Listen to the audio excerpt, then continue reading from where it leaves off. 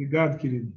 Em primeiro lugar, agradecer o convite, Barão de Tararé, agradecer aos amigos, amigas que nos assistem aqui e também, e obviamente, de maneira muito especial, a todas as pessoas que fazem parte desse momento tão importante que é me submeter a essa conversa, a esse diálogo com jornalistas tão importantes e é muito importante dizer isso, e que sempre estiveram ao lado do povo, ao lado das causas justas. Então, para mim é um motivo de muita honra, de muita satisfação.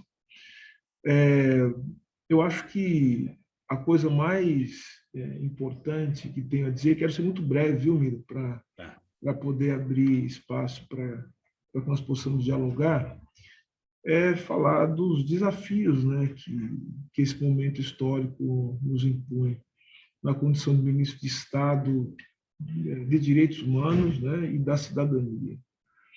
É um momento que eu acho que é um momento que vai além da ideia de reconstrução, muito tem se dito sobre isso, né, inclusive é o lema do governo, União e Reconstrução, mas acredito que, no caso específico do Ministério dos Direitos Humanos, o desafio vai além da reconstrução. É um desafio que vai exigir que nós tenhamos uma nova visão acerca do sentido de direitos humanos, especialmente no nosso país. Eu falo especialmente porque não é somente no nosso país. Eu acho que o momento que vivemos hoje, um momento histórico, no Brasil, e todas as mazelas que nós estamos vivendo, vai fazer com que nós tenhamos que olhar para o Brasil, por óbvio, mas olhar também para o que acontece fora do Brasil. Eu acho que o contexto global ele precisa ser levado em consideração quando nós pensamos a política nacional, nós pensamos a economia brasileira, e por isso que a ideia de reconstrução ela me parece uma ideia que, repito, no caso específico dos direitos humanos, me parece uma ideia insuficiente. Insuficiente por quê? Primeiro, o que nós temos que fazer em relação aos direitos humanos é algo que precisa ser construído. Quando eu falo construído, nós precisamos transformar a política de direitos humanos numa política de Estado e não apenas uma política de governo. O que nós temos hoje é que a política de direitos humanos, com toda a excelência de algumas pessoas que me antecederam, e quero citar uma em especial, ainda que há outras de muita importância. Quero citar Nilmário Miranda, que me dá a honra de trabalhar comigo aqui, é o assessor especial de Memória, Verdade e Defesa da Democracia. Trabalho com o Nilmário tem me ensinado muitas coisas, mas ainda que com a excelência do Nilmário, nós vimos que, com que facilidade, no último período, nós tivemos a devastação das políticas de direitos humanos e até mesmo das estruturas políticas que sustentavam, as estruturas, né, institucionais que sustentavam a política de direitos humanos no país. O que nos leva a pensar que talvez nós tenhamos que pensar a política de direitos humanos não apenas no contexto dos governos, mas pensar também como uma política de Estado. E eu diria que, para além de uma política de Estado, nós temos um outro desafio em relação à questão dos direitos humanos, que é o desafio da disputa ideológica em torno dos direitos humanos.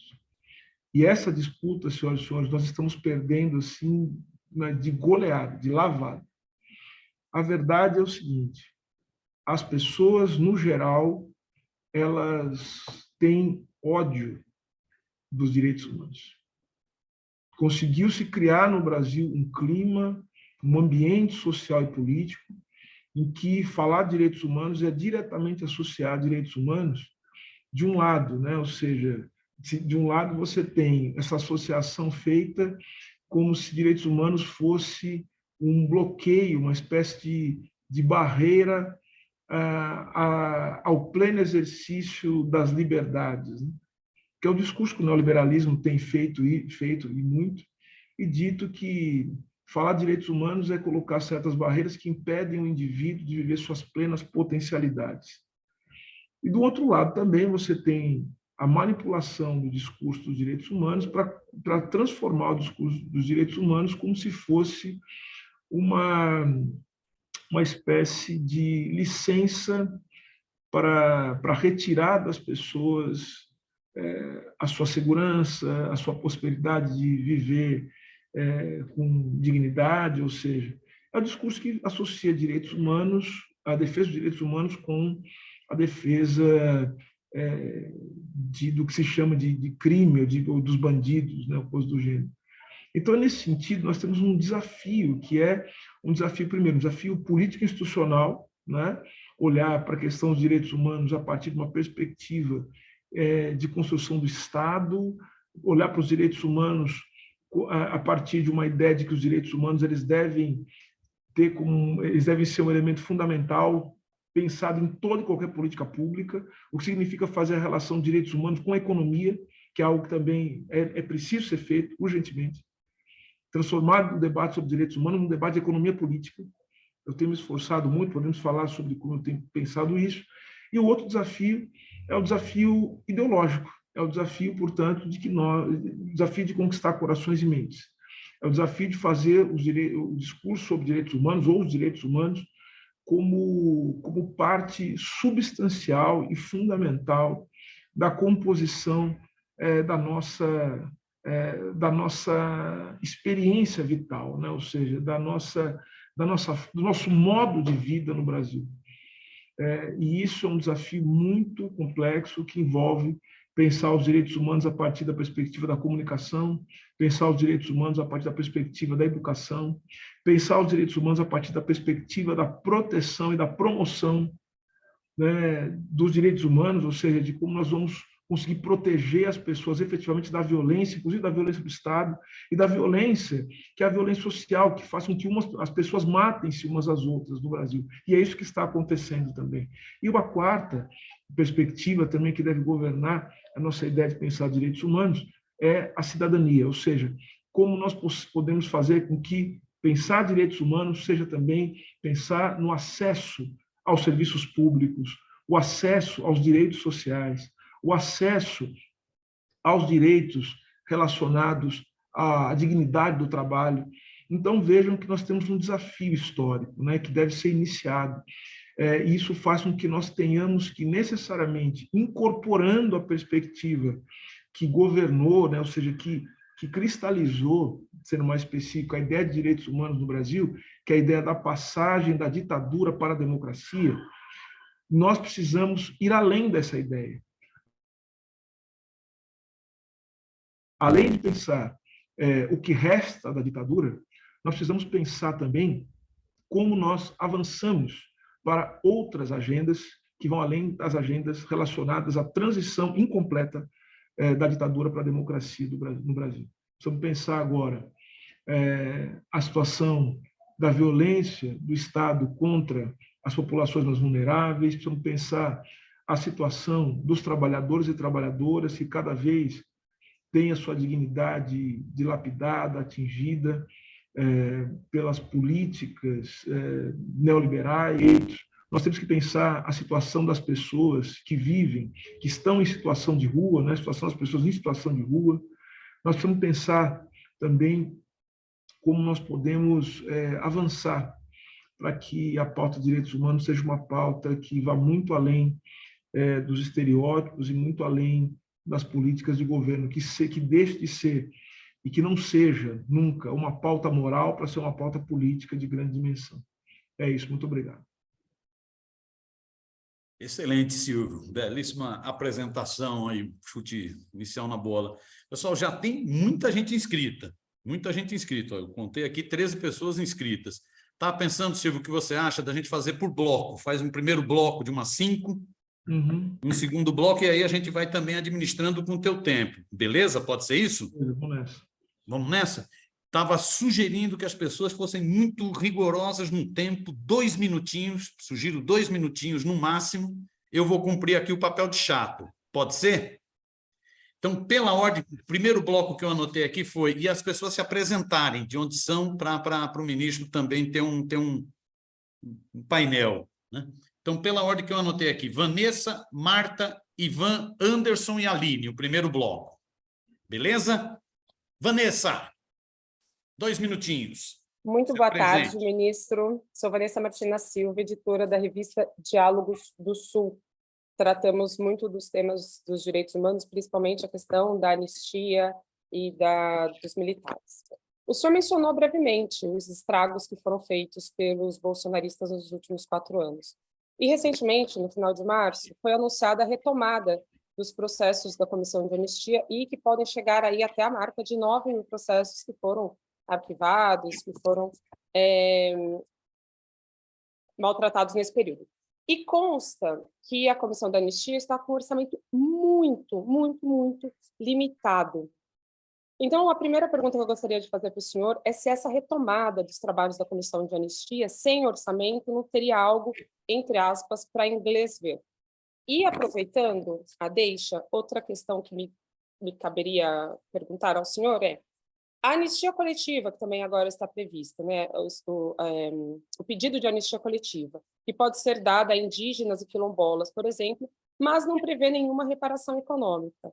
Então, eu pergunto, não é injusto que grupos de militantes, estudantes, políticos, gente geralmente de classe média, recebam indenização e essas comunidades historicamente espoliadas pelo Estado brasileiro mereçam apenas a recomendação de demarcação de suas terras e a sugestão de que providências sejam tomadas? Muito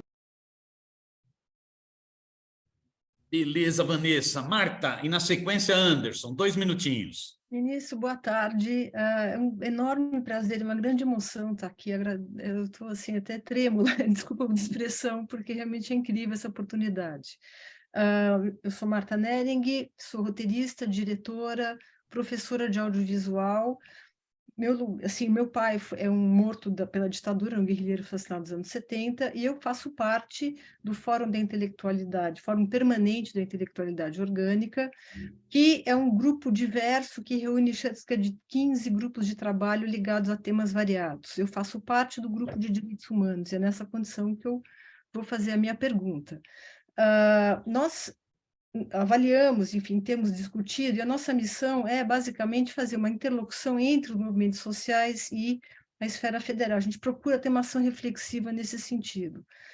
O que nós estamos vendo, e isso bate totalmente com a fala do senhor, é a respeito da questão do Brasil, de como é que o brasileiro desentende os direitos humanos, ou seja, que por ter se tornado um termo tão vasto, que abarca tantos aspectos do nosso cotidiano, ele acabou não virando nada. E por não virar nada, ele é de difícil interlocução junto à população, ainda mais um país de matriz violenta como o nosso, que nega a sua matriz violenta. Então, na verdade, nós estamos falando aqui de algo que demanda urgentemente uma campanha de conscientização de forma a trazer para a população menos o termo direitos humanos, que virou com essa marca negativa, mas sim o que isso significa no cotidiano das pessoas. Nesse sentido, o grupo está trabalhando com uma série de propostas concretas, execuíveis, não caras, sabemos que o Ministério está sem verba, e eu faço uma pergunta de quais são os canais que o Ministério dispõe para essa interlocução, para que os representantes ou interlocutores consigam dialogar com propostas com o Ministério, porque a gente tem muita coisa que foi pensada e que pode ser muito legal. E a segunda questão que eu gostaria de colocar, aí, a partir de, digamos, de uma consulta feita... Marta, 2 minutinhos. Já foi 2 minutos? Sim, sim. Tá, então pronto, é isso. Não, coloca a segunda questão. A segunda questão é em relação com a possibilidade e a viabilidade de recriar a Comissão de Familiares de Mortos e Desaparecidos canetada pelo Bolsonaro, e a qual os familiares sentem tanta falta. Beleza, Marta. Desculpa meu papel de chato aqui. Eu tinha errado, a ordem é Ivan primeiro, depois Anderson. Ivan. Olá, boa tarde, ministro. É um prazer estar aqui. Eu sou da revista Fórum e queria repercutir com o senhor um tema que está em alta para a gente, principalmente na Fórum, porque a gente acabou de lançar um documentário nas redes sociais sobre os atos golpistas do dia 8 de janeiro, e hoje teve sessão também da CPMI dos atos golpistas, é um assunto que está bastante em alta. E eu queria repercutir com o senhor o fato de que muitos integrantes dessa CPMI, da ala bolsonarista, da oposição ao governo, vem invocando o conceito dos direitos humanos para sair em defesa dessas pessoas que participaram dos atos golpistas.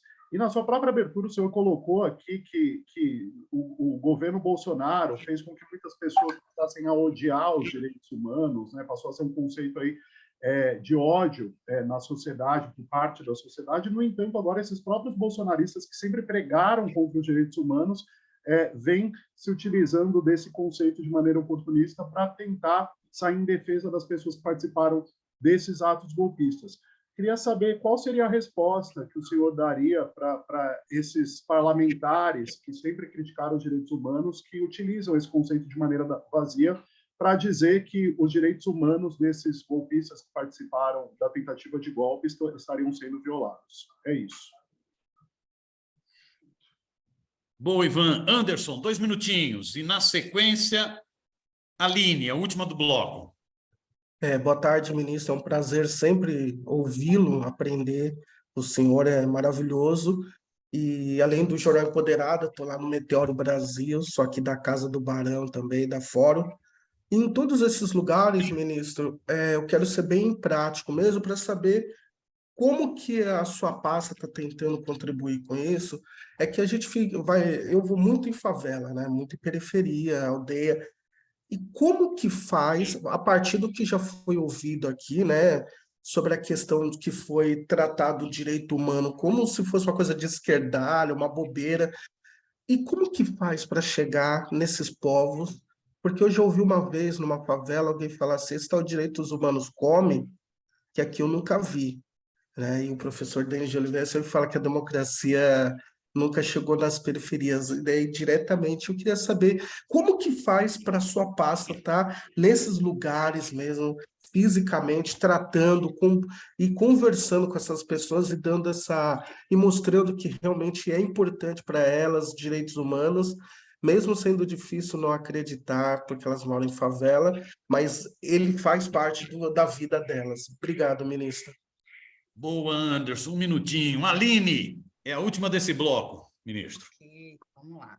Quero saudar os colegas, saudar o ministro Silvio Almeida, sou professora Aline, de uma instituição, a Universidade Pública da Bahia, faço parte do Fórum Permanente da Intelectualidade Orgânica. Estamos juntos com Marta no GT Direitos Humanos, no qual a gente está organizando e mobilizando a sociedade civil. E eu fiquei acompanhando atentamente, ministro, sua fala, porque vindo e estando presente na escola pública, junto aos meus alunos de estágio, eu acompanho e percebo muito de perto que, de fato, as ideias antidemocráticas acabaram causando uma erosão no conceito de direitos humanos. Então, a gente tem hoje uma representação social na sociedade que, se avança de forma muito ampliada e com a dificuldade que essas pessoas têm de entender o que, de fato, é esses direitos humanos. Então, o conceito de direitos humanos, ele se pulverizou a tal modo e se distanciou tanto que é a mesma coisa que a gente discutisse democracia ou política hoje, né? Claro que eu estou falando aqui por dentro, pensando na escola pública, na comunidade, em espaços que não tem esse debate tão fluido. E fiquei querendo fazer uma questão, tenho acompanhado os 100 dias de gestão do seu ministério, vi que houve grandes ações, Ouvidoria Nacional dos Direitos Humanos, reformulação de vários conselhos nacionais, quero parabenizar, inclusive, e na sua fala eu fiquei pensando que, para além da reconstrução do conceito de direitos humanos, que eu acho que esse é um desafio, é também um desafio o fortalecimento de uma cultura em direitos humanos no país. A gente precisa fortalecer essa cultura atrelada a uma condição que eu diria de cidadania ativa, não de cidadania no entendimento básico também que paira de que basta ir e voltar.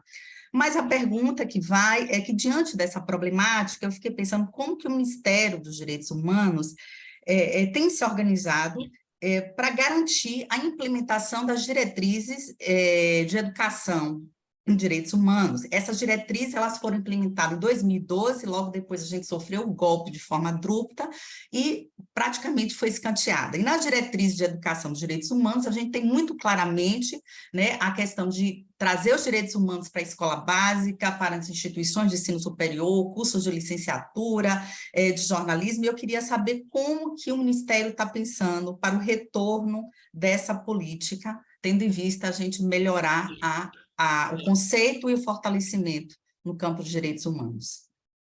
Beleza, Aline. Ministro, a palavra está contigo. Deixa eu só informar aqui. O Antônio Martins perguntou, está inscrito sim, mas o segundo bloco, nós temos a seguinte ordem de inscrição: Taranto, Raul, Camilo, Vanucci, Andréia e Pedro Zambarte. O Antônio encabeça o terceiro bloco. Beleza? Ministro. Bom, pois bem, obrigado pelas perguntas. Vou tentar ser o mais objetivo possível também por causa do tempo.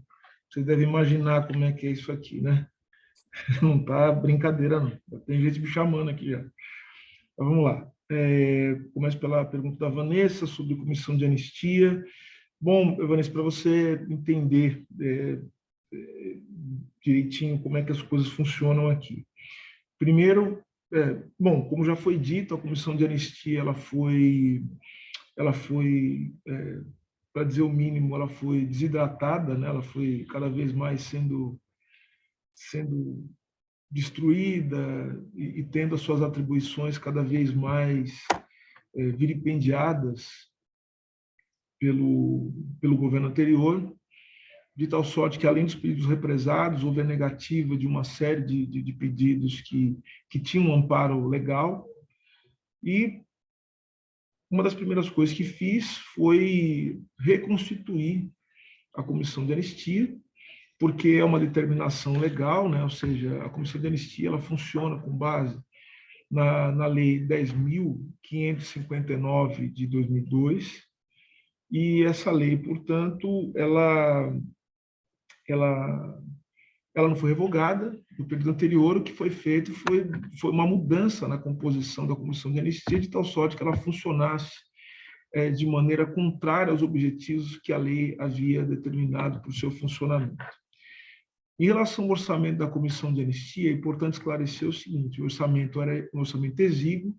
Houve, no início da gestão, uma recomposição orçamentária da comissão de anistia. Nós recompusemos com as limitações que o Ministério dos Direitos Humanos ainda tem. Nós recompusemos não só o orçamento da comissão de anistia, mas nós recompusemos o orçamento de todas as comissões, de todos os conselhos, que hoje, se não funcionam, que não têm o orçamento ideal, têm um funcionamento adequado ao pleno funcionamento. Então, acho que é importante dizer isso. Uma segunda questão relativa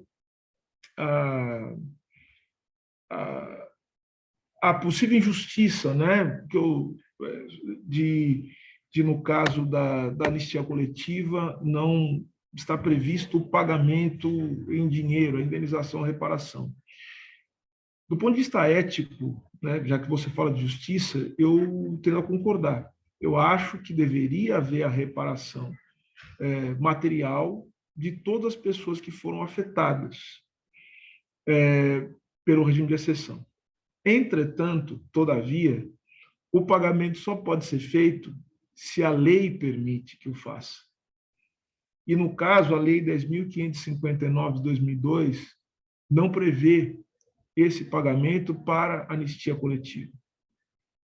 Mas nós não poderíamos deixar passar, e como não deixamos passar, a possibilidade do Estado brasileiro olhar para as comunidades, os grupos sociais que foram afetados na sua coletividade, enquanto coletivo, pelos atos da ditadura militar.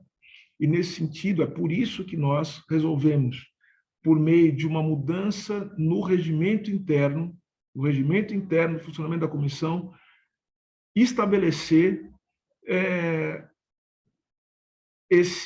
essa possibilidade de anistia coletiva. Então, a anistia coletiva ela é uma previsão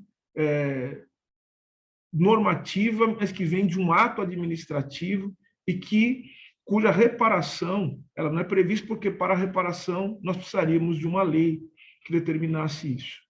Agora, dentro da sua pergunta, é também importante dizer o seguinte: não é o Ministério dos Direitos Humanos, não é do orçamento do Ministério dos Direitos Humanos que se faz o pagamento. Tanto que, ao final, né, do processo de anistia, determinado o pagamento, O Ministério dos Direitos Humanos e da Cidadania, por ato do ministro, deve imediatamente informar ao Ministério da Defesa e ao Ministério da Gestão e Inovação para que o pagamento seja feito com a rubrica orçamentária desses ministérios. Então, é por isso que, respondendo amplamente a sua pergunta, né, a possibilidade de uma reparação material em dinheiro, no caso de anistia coletiva, precisaria de uma mudança na lei, e o orçamento do pagamento das anistias especificamente é feito com o orçamento disponibilizado e que é executado pelo Ministério da Defesa e pelo Ministério da Gestão e Inovação. A segunda pergunta, em relação a quais são os canais que o Ministério tem para dialogar com as demandas, né, da sociedade civil. São vários os canais, né? E por isso que eu falei da comunicação, por isso que é muito importante que nós tenhamos essa comunicação. Primeiro, no que tange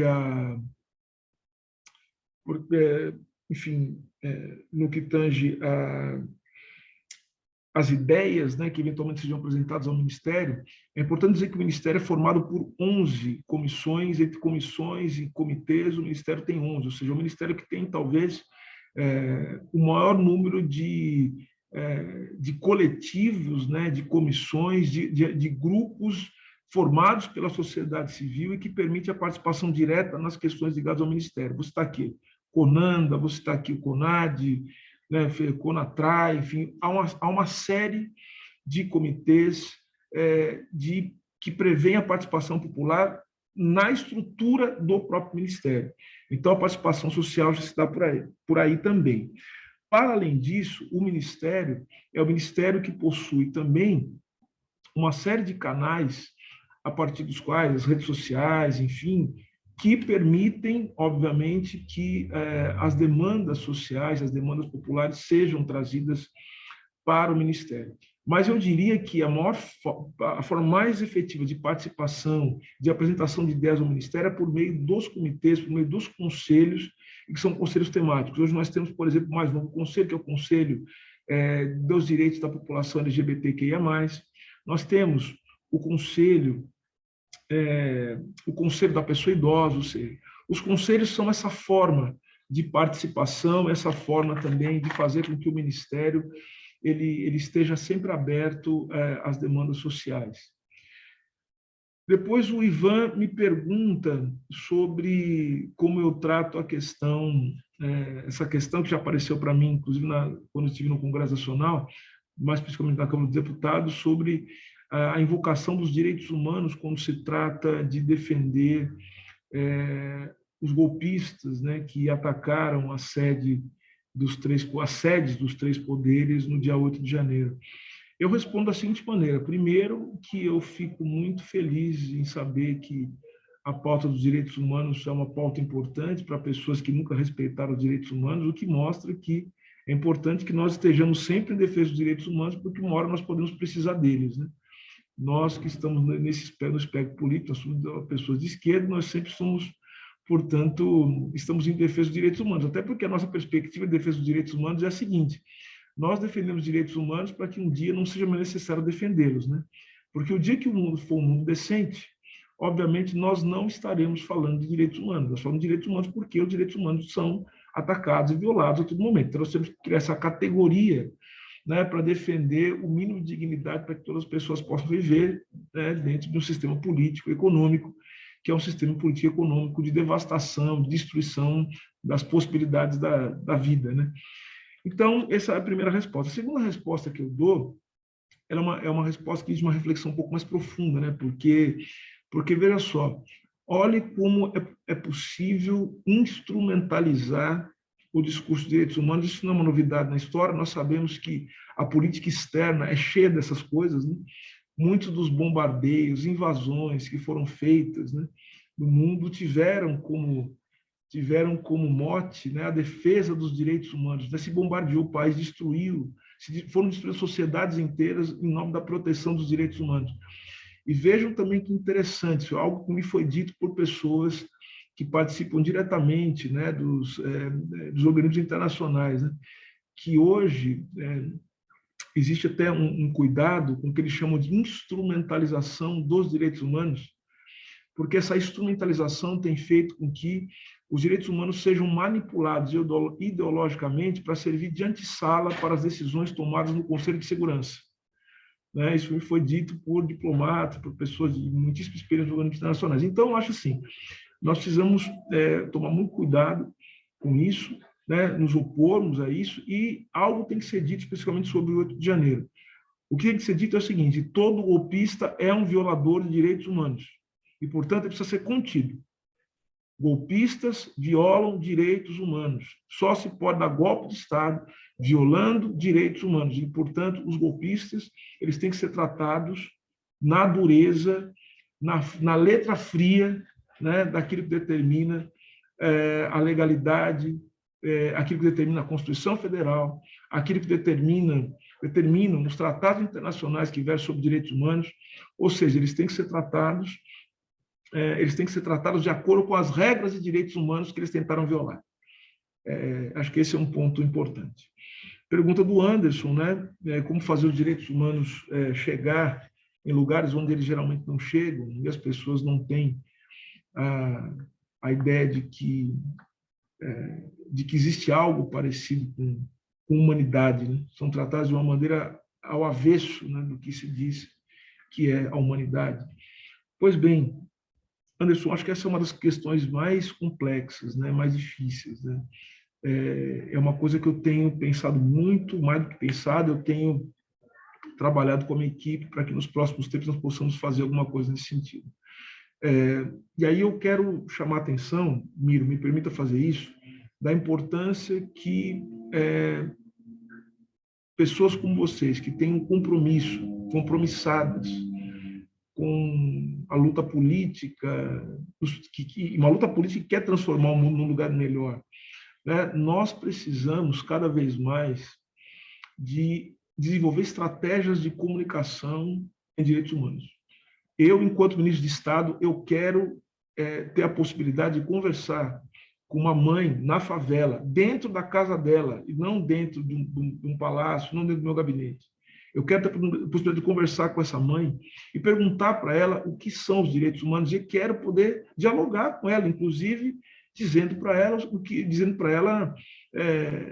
que ela pode estar certa em muita coisa, mas que ela pode também ter uma visão equivocada, e eu quero também ter a oportunidade de ouvir essa mãe mudar as visões que eu tenho a respeito do mundo.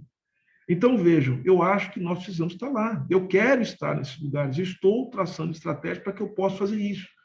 E eu acho que essa tem que ser uma conversa que muita gente veja. Eu estou pensando aqui numa estratégia, né, aqui com o pessoal da comunicação aqui, em que eu continuo desenvolvendo o trabalho que eu já desenvolvi um pouco de comunicação. Eu tinha um canal no YouTube, eu escrevia regularmente, né, na Folha de São Paulo, enfim. Eu estou pensando em retomar isso, mas como parte da minha atividade de ministro, né? Ou seja, de poder falar com as pessoas diretamente, de poder esclarecer dúvidas, de poder dizer para as pessoas o que são direitos humanos. Então, eu acho que é isso, a gente tem que disputar, mas assim, eu, enquanto ministro de Estado, posso fazer isso, e isso vai ter uma repercussão, sem dúvida alguma, mas não é uma atividade que seja uma atividade apenas de um ministro de Estado ou do Ministério dos Direitos Humanos. É preciso que nós tenhamos, e aí caio na pergunta da Aline, nós precisamos ter uma estratégia de comunicação e educação em direitos humanos que seja uma estratégia nacional. O que o Ministério dos Direitos Humanos pode fazer é organizar essa tarefa, tentar organizar essa tarefa. Mas o que é mais importante é que a sociedade esteja desempenhando essa tarefa, de que nós tenhamos pessoas que possam levar essa tarefa a cabo, que nós tenhamos estratégia política para fazer isso. Então, vejam, eu não acho que se faz espontaneamente, eu acho que tem que ter estratégia, tem que ter planejamento, tem que ter projeto de país, e que envolva, obviamente, todo um processo de criação de uma estratégia de educação e de comunicação em direitos humanos. Então, eu já diria o seguinte, respondendo a pergunta da Aline, nós estamos trabalhando nisso, inclusive nós nomeamos agora, indicamos, na verdade, ela está para ser nomeada, e tudo deve correr bem, uma professora que é, portanto, uma educadora, mas que ela estuda uma questão muito específica ela estuda a difusão do discurso de ódio e o discurso neoliberal. É isso que ela estuda. A professora Letícia Cesarino, ela será a nossa assessora de Educação e Cultura em Direitos Humanos. Então, ela tem duas tarefas fundamentais aqui, segundo as nossas conversas.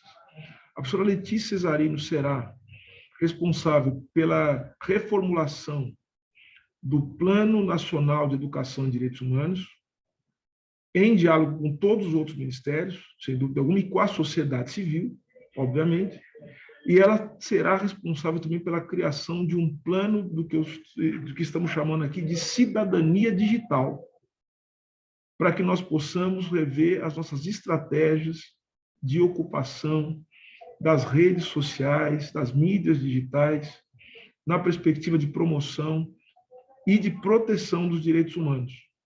Então, essas são as duas tarefas fundamentais que essa assessoria terá, e ela já começou a trabalhar juntamente com as coordenações, né, que foi agora na elaboração de um plano, desse plano, junto com o Ministério da Educação, de um plano de prevenção da violência nas escolas, a violência extrema nas escolas. Então, nós estamos trabalhando nisso, e nós temos, eu acho que é importante dizer isso, Miro e demais, nós temos a plena dimensão de que o Ministério dos Direitos Humanos ele tem uma tarefa fundamental, talvez nem todos tenham percebido isso, ele tem uma tarefa de cumprir um papel, entenda o que eu vou dizer, um papel fundamental na reorientação ideológica do Brasil. Eu tenho essa plena convicção, tenho essa dimensão da tarefa que me cabe, né, liderar, mas não conduzir sozinho, que é justamente funcionar dessa forma, reorientar ideologicamente o Brasil, para que nós possamos, de fato, ter as condições subjetivas de transformar o Brasil nas suas bases sociais, né? Então, eu acho que é isso. Obrigado. Boa, Silvio. 16 minutinhos. Vamos passar para o segundo bloco. Eu vou pedir um favor, se fosse possível, ao invés de 2 minutinhos, ser mais objetivo, 1 minutinho a pergunta. Pode ser? Se for possível, evidentemente. Então, pela ordem, nós vamos ter agora Taranto, Raul, Camilo, Andréia e Pedro. Todo mundo se apresenta e perguntinha bem objetiva. Vamos lá. Bom, meu nome é Luiz Fernando Taranto. Eu queria aqui, no meu nome, né, e através do Miro, um grande abraço aí ao ministro e a toda a galera que está participando aqui, procurar ser bastante objetivo. Na verdade, este trabalho desenvolvido pelo Ministério, ele é muito amplo, ele é complexo, né? Então, na verdade, é um ministério que tem que atuar em vários momentos, no mesmo momento, né? Ou seja, naquele momento, na verdade, a interface é muito grande. Então, o que eu queria saber, isso obviamente tem que ter critérios, métodos para fazer esse trabalho, no sentido de que veja as prioridades. No caso específico, eu queria fazer uma pergunta com relação à questão da anistia. Eu conversei com o Nilmário, ele falou, temos que ter calma, porque realmente, enfim, dentro desse segmento da questão da anistia, que é uma parte do trabalho do Ministério, já é bastante complexo também. Só queria saber se existem critérios, por exemplo, por idade, pessoas já anistiadas, né? Que eu não vou generalizar, mas eu conheço pessoas que foram anistiadas, obviamente, no governo Temer, no desgoverno Temer, não foi assinado, passou para Damares, logicamente deve ter sido engavetado, e, na verdade, são pessoas que existem alguns critérios, se existem critérios para que essa coisa possa vir porque são milhares de processos. Essa aqui é a questão. Muito obrigado. Taranto em cima, 1 minuto. Raul. Vamos ver. Boa tarde ao ministro, boa tarde às colegas e colegas, aos colegas e colegas, companheiras. É o seguinte, ministro, você está falando da orientação ideológica do Brasil, concordo sim, mas nós estamos passando uns dias difíceis com o Congresso da Nação, que inclusive repercutiram aqui no estado de Santa Catarina, de onde eu sou, Portal de Desacato de Santa Catarina, nas comunidades quilombolas e nas comunidades indígenas. O esvaziamento de 2 ministérios paralelos, transversais a seu ministério, é gravíssimo e temos um Congresso que dificulta essas atividades. Como resolver isso? como sensibilizar desde o Executivo até o próprio Congresso dessa reorientação ideológica, dessa urgência, e também de que não se pode pedir, para concluir, a povos que há mais de 500 anos estão pagando, que há mais de 500 anos pacientemente estão suportando a agressão, tanto os sequestrados da África quanto os povos originários, não se pode pedir mais deles. Como é que se resolve isso com esse esvaziamento e com esse Congresso que está aí? Ministro, obrigado. Boa, Raul, um minutinho. Camilo Vanucchi, você. E, na sequência, Andréia. Boa tarde, ministro Silvio Almeida. Primeiro, bom, eu sou Camilo Vanucchi, eu sou professor de jornalismo da Casper Libero, faço uma coluna no UOL, fui membro da Comissão da Verdade da Prefeitura de São Paulo, com o Haddad. O meu pai teve na sua cadeira alguns anos atrás, então, para mim, é uma honra enorme estar conversando com você e sou seu admirador. Só um detalhe, ele esteve aqui comigo a semana passada. Ótimo, não sabia, mas que bom. Eu também aqui, né, me envolvi muito com o tema da memória, verdade e justiça, tenho escrito muito sobre isso. O ano que vem são 60 anos do golpe, 10 anos da Comissão da Verdade, da entrega do relatório da Comissão da Verdade. Eu pergunto se tem alguma ideia de fazer um órgão, por exemplo, de acompanhamento das 29 recomendações da comissão, que a maioria não tem ainda nenhum encaminhamento, não teve nem nada nesse sentido, ou mesmo de retomar aquela ideia de uma Comissão da Verdade indígena, que muito se falou e que talvez com esse momento de Bruno, Dom, Marco, temporal, isso possa voltar à tona. Uma segunda pergunta que eu te faria, muito rapidamente, é se você tivesse oportunidade, se o presidente Lula te consultasse, o que você sugeriria para a próxima indicação dele para o STF? Aqui é a manchete. Andréia, e na sequência, Pedro Zambarda. Andréia. Excelente. Boa tarde, ministro Silvio Almeida, Andréa Truz, do Brasil 247. Ministro, eu queria saber, sábado eu entrevistei o Henrique Pisolato, que sofreu toda uma perseguição política por conta do mensalão, e nessa semana também quem falou sobre isso, na mesma semana, foi o Zé Genuíno.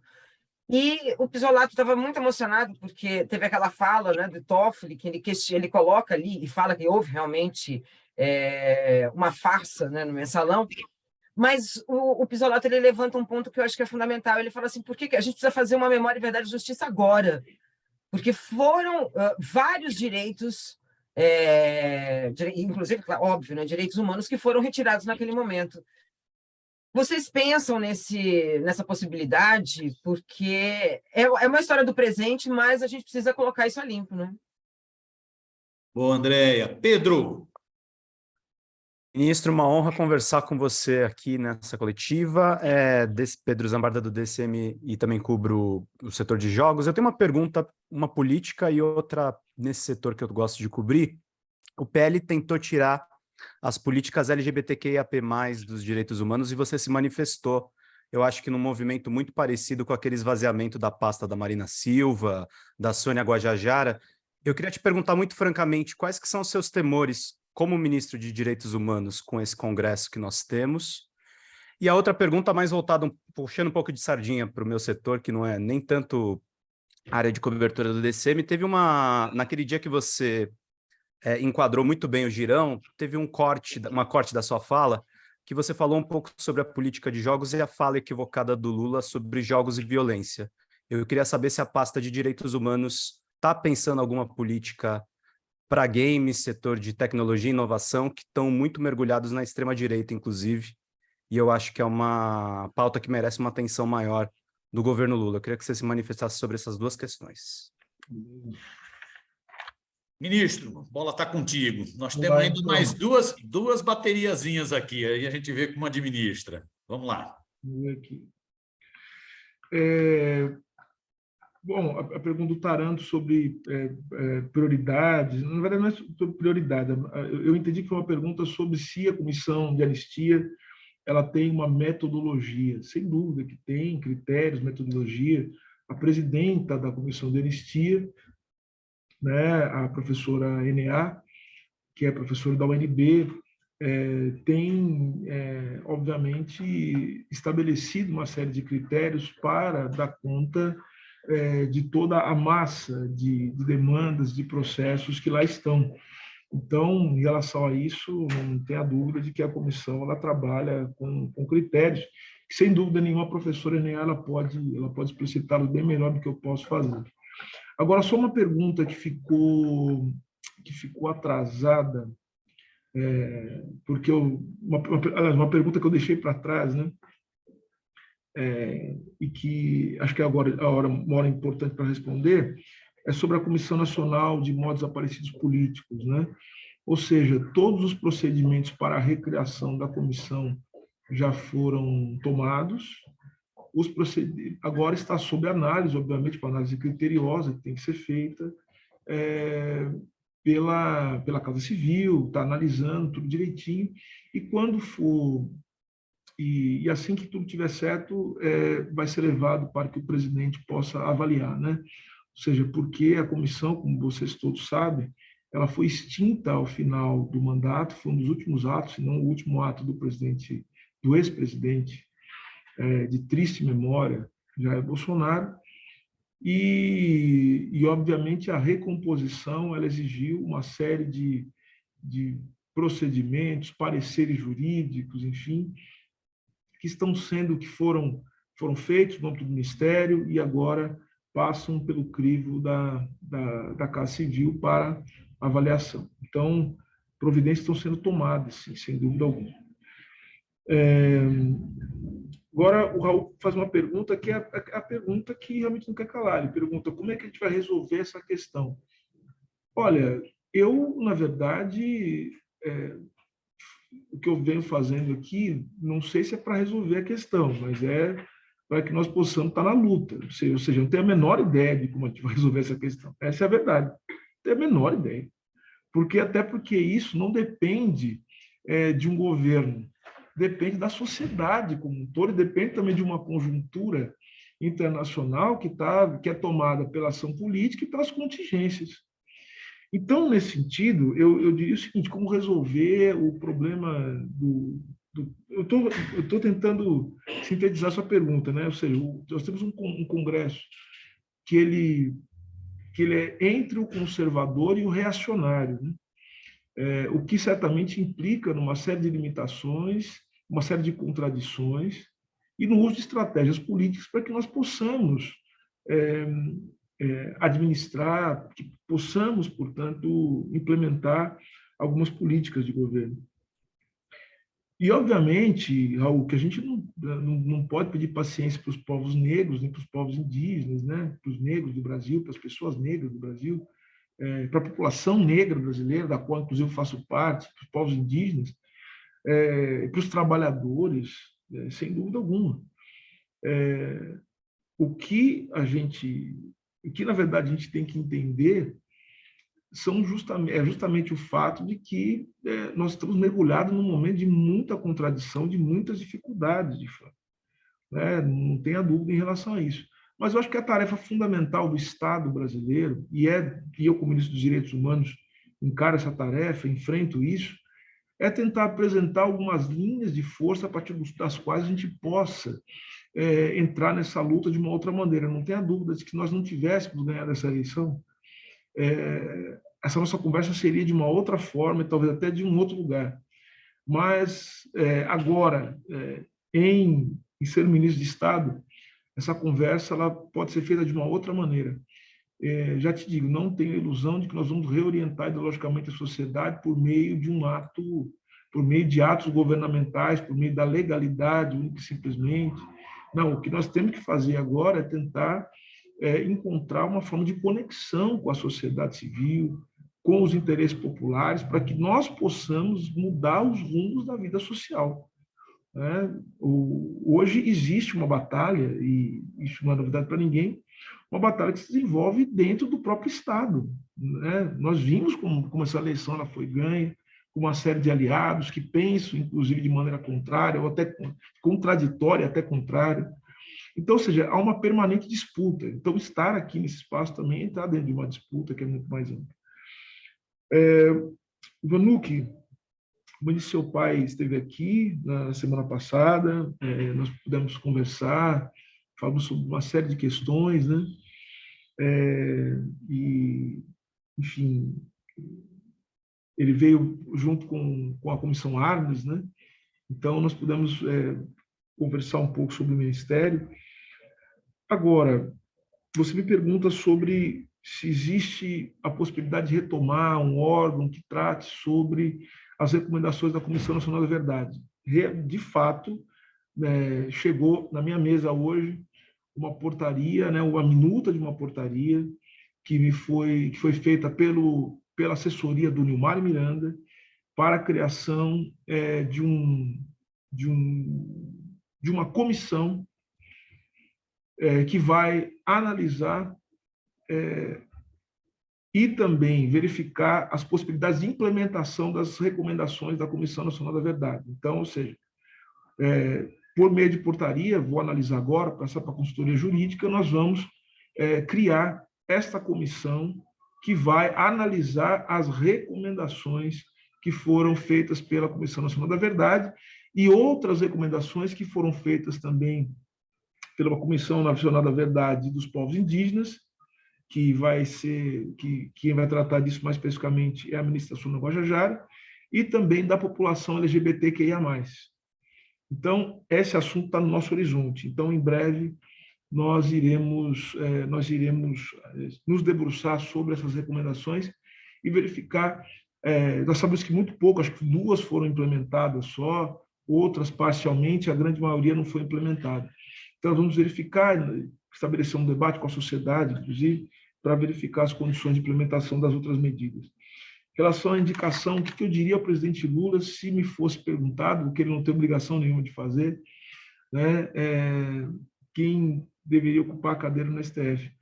Se ele me perguntasse, me desse essa honra, a única coisa que eu diria a ele, e mais uma vez digo, o presidente Lula sabe o que ele faz, né? Ele foi presidente da República 3 vezes no Brasil, com larga experiência política, então, e as escolhas dele, ele saberá o que fazer. Mas, se me fosse perguntado, eu diria para ele, presidente Lula, escolha quem o senhor achar que vai ser capaz de sustentar o projeto político que elegeu o senhor, que é de proteção aos trabalhadores, proteção às minorias que são atacadas secularmente nesse país, e reconstrução que vai saber valorizar aquilo que o Brasil construiu de mais importante, que são os serviços públicos de natureza universal, que vai proteger o Sistema Único de Saúde, que vai se opor às privatizações. Ou seja, presidente, faça a escolha daquele que vai defender uma democracia que tenha raízes na experiência popular. É isso, ou seja, escolha alguém, presidente, quem o senhor quiser, mas certamente uma pessoa que vai ser capaz de sustentar aquilo que o torna uma das maiores lideranças políticas do nosso tempo e também o que o torna um homem tão querido pelo povo brasileiro, principalmente aquele povo que nada tem, ou que quase nada tem. É só isso que eu diria a ele, e ele saberia o que fazer. O presidente Lula não precisa dos meus conselhos, em resumo. O caso da Lava Jato, né? Eu já falei, a Lava Jato é uma das piores, uma das maiores tragédias, né, que aconteceram na história do Brasil. Ela é uma junção de lawfare com ataque imperialista, com banditismo, né, e outras coisas mais. E, nesse sentido, eu acho que a gente falar de memória, verdade e justiça, é preciso que haja uma maturação, né? Acho que nós estamos ainda no tempo de entender o que foi a devastação provocada pela Operação Lava Jato, tudo que ela encerra. A Operação Lava Jato não é só uma operação judicial, não é só uma operação levada a cabo por um juiz e um grupo de procuradores, né? A Operação Lava Jato foi um grande ataque às instituições brasileiras, um grande ataque à democracia. E, nesse sentido, nós vamos precisar de tempo suficiente para poder compreender, dar o significado para isso. Eu quero crer, e espero que assim seja, espero que no futuro nós tenhamos a possibilidade de fato, iniciar esse processo de reconstrução de memória, verdade e justiça. Até porque, se nós olharmos os casos, né, de memória, verdade, justiça e não repetição, nós sabemos que essas coisas começam, em geral, quando dão certo, pela justiça. Então, é necessário que nós iniciemos pela justiça, que os responsáveis pela destruição eu diria, do tecido social brasileiro, das instituições brasileiras, essas pessoas elas tenham que prestar contas à justiça brasileira em breve sobre os atos que praticaram, inclusive sob o manto da justiça que vestiram. E aí, a partir daí, eu acho que a gente pode construir uma política de memória, de verdade, e uma política de não repetição, porque nós precisamos nos certificar de que casos como de corrupção judicial, como foi a Operação Lava Jato, do sistema de justiça de lawfare não ocorram mais no Brasil, conspurcando a nossa democracia.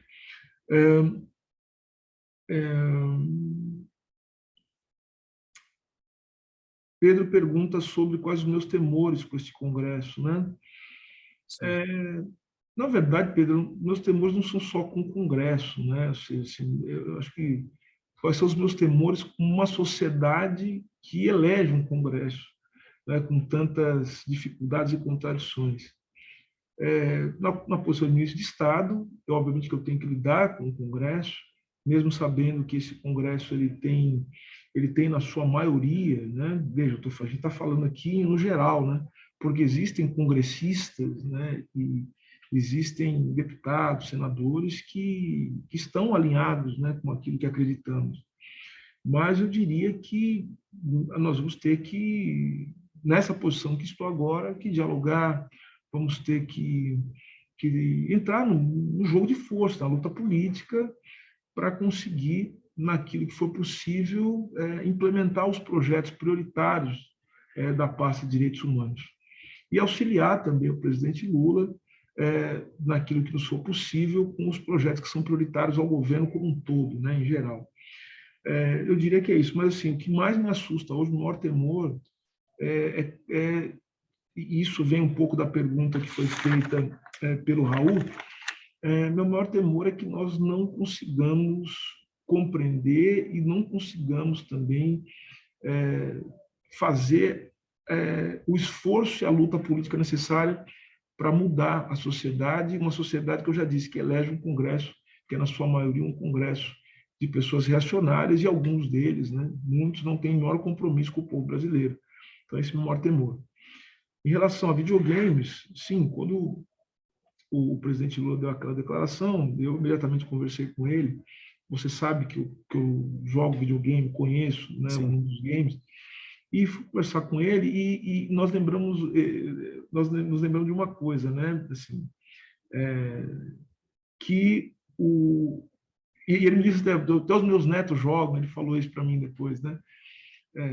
Enfim, ele me disse isso, os filhos dele, se não me engano, e ele me disse uma coisa, existe uma coisa chamada, que foi apresentada para ele durante a campanha, né, que chama o Lula Play, que eu não sabia disso, né? Depois eu fiquei sabendo que é uma série de propostas, né, que pessoas ligadas ao mundo dos games fez ao presidente, e que justamente visavam fazer com que o governo dialogasse com esse mundo dos games, que é um mundo que, inclusive, é cooptado, né, pelos extremistas, né? É importante que se diga isso. O mundo dos games hoje, e não só dos games em si, mas as comunidades gamers, elas são um prato cheio, né, para essa captura pela extrema-direita. Então, é necessário que nós disputemos esse espaço também, que é um espaço importante, de sociabilidade, né? E acho que o presidente Lula ficou muito convencido disso, né? Eu apresentei um relatório para ele, conversamos longamente, e ele, com a sua inteligência política, imediatamente compreendeu a necessidade de nós estabelecermos uma ponte e uma disputa, importante dizer, né? A gente dialoga, mas a gente disputa, quando é necessário, temos que disputar e ter essa energia, essa força, vamos disputar esse mundo dos games, não tenha dúvida, e o Ministério está pensando nisso também, não é à toa que nós trouxemos a Letícia Cesarino para disputar a cidadania do ponto de vista digital. É isso, Silvio. Silvio, nós tem mais 8 pessoas inscritas. Temos aqui o Antônio Martins, do Outras Palavras, Tiburcio, do Fórum 21, a Cirlei, a Bárbara, do Ciranda, o César, do Vermelho, o Tito, do Pátria Latina, Cristiana e Mariana. O seu cerimonial me disse que você está totalmente embananado aí. Eu vou explicar o porquê. Porque daqui a pouco a ministra Sônia Guajajara vai passar aqui para que eu possa me manifestar junto com ela contra o marco temporal. E eu acho que é fundamental, eu não posso deixar de atender o pedido da ministra Sônia Guajajara.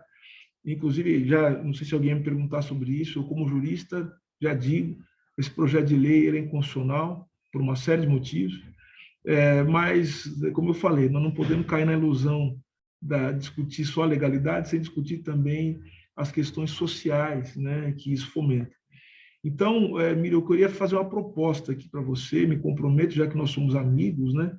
E a nossa amizade, deixar isso muito evidente, acho que nesses tempos é importante falar isso, não compromete a sua isenção, né? Enquanto jornalista, né? E a força e a dureza das perguntas, que tem que ser assim mesmo, eu gosto disso, né? Me preparo para isso, para dialogar, principalmente com os meus amigos aqui estão, né? Colegas. Eu quero fazer uma proposta. Minha proposta é a seguinte, que a gente possa retomar isso daqui a pouquíssimo tempo. Já estou falando aqui do lado do meu assessor de comunicação, veja as pessoas que não fizeram as perguntas, e nós podemos retomar isso sim. Faço questão de falar principalmente com a chamada mídia independente, né? Ou seja, quero muito conversar com vocês. Acho que é importante a gente dialogar dessa maneira. Podemos fazer assim? Podemos retomar isso em breve? Nós já podemos, inclusive, já manter a inscrição. Já estão inscritos para a primeira fala Antônio, Tiburcio, Cirlei, Bárbara, César, Tito, Cristiano e Marina. Podemos fazer isso? Fechamos. Siga o compromisso do ministro. Pode manter. Gostaria de agradecer muito, Silvio. Eu sei que você está num corre-corre danado. Agradecer muito a tua presença aqui com a gente. Foi um belíssimo bate-papo. Nós tínhamos falado em 40 minutos, deu 1 hora de conversa. Te agradeço mesmo, de coração. Obrigado, meu irmão. Vamos remarcar, então. Vamos marcar uma segunda rodada. Peço desculpas a quem não pôde tratar hoje. Peço desculpas mesmo, mas é isso. Obrigado. É isso, pessoal. Silvio, corre lá, vai lá, dá um beijão na Sônia e bola para frente.